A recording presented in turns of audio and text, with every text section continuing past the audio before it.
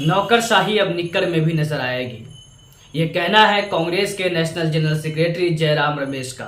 उन्होंने अपनी ट्वीट में इस बात को मेंशन किया है। मामला ये है कि Bharatiya Janata party IT cell के नेशनल इंचार्ज अमित मालविया ने एक ट्वीट किया है, जिसमें उन्होंने गवर्नमेंट ऑफ इंडिया का एक ऑर्डर शेयर किया है। जिस ऑर्डर के अंदर गवर्नमेंट ऑफ इंडिया ने यह बताया है कि इंदिरा गांधी के जरिए 1966 में लिए गए उस फैसले में तब्दीली की जा रही है, जिस फैसले में यह कहा गया था कि कोई भी सरकारी कर्मचारी, कोई भी गवर्नमेंट एम्प्लॉय राष्ट्रीय स्वयंसेवक संघ आरएसएस और जमात इस्लामी हिंद की एक्टिविटीज में हिस्सा नहीं ले सकते हैं। इस फैसले को बदलते हुए हुकूमत हिंद ने, गवर्नमेंट ऑफ इंडिया ने यह हुक्म जारी किया है कि अब आरएसएस के राष्ट्रीय स्वयंसेवक संघ के एक्टिविटीज में सरकारी कर्मचारी, गवर्नमेंट एम्प्लॉय भी हिस्सा ले सकते हैं, जबकि उसमें जमात इस्लामी को कहीं भी मेंशन नहीं किया गया है। अमित मालविया का ये ट्वीट आने के बाद सोशल मीडिया पर एक हंगामा बर्पा हो गया।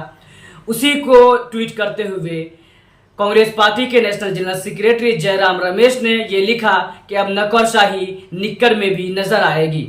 मालूम हो कि 1948 में सरदार पटेल ने आरएसएस पर प्रतिबंध भी लगा दिया था, बैन भी कर दिया था, उसे काले आदम तंजीम भी डिक्लेयर कर दिया गया था, क्योंकि महात्मा गांधी के कत्ल में आरएसएस का हाथ खुले तौर पर सामने आ चुका था। तो वहीं जब वो बैन हट गया, इस वजह करके राष्ट्रीय स्वयंसेवक संघ के लीडरान के अखलाक में, उनके बर्ताव में तब्दीली देखी गई, बेहतरी देखी गई। तो उसके बाद फिर 1966 में मुख्तलिफ एक्टिविटीज़ के अंदर, मुल्क मुखालिफ मुख्तलिफ एक्टिविटीज़ के अंदर आरएसएस के हिस्सा लेने की खबरें सामने आई, बातें सामने आई।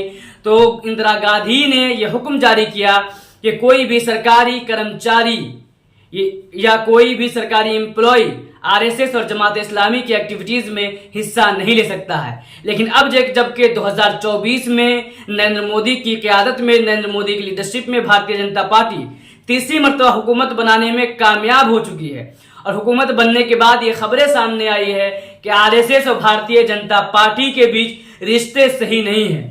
और इस खबर को उस वक्त ज्यादा मजबूती मिली, तकवीयत मिली, जब आरएसएस के चीफ मोहन भागवत के तनकीदी बयानात नरेंद्र मोदी के बारे में, भारतीय जनता पार्टी के बारे में सामने आए।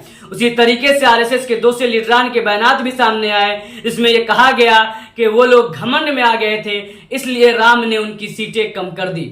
और जब मोहन भागवत के उत्तर प्रदेश दौरे के मौके पर योगी आदित्यनाथ के साथ उनकी मुलाकात का मामला सामने आया, तो यह भी समझा जाने लगा कि गुजराती लॉबी यानी कि नरेंद्र मोदी और अमित शाह की लॉबी के खिलाफ अब आरएसएस का बैकअप योगी आदित्यनाथ को मिलने जा रहा है।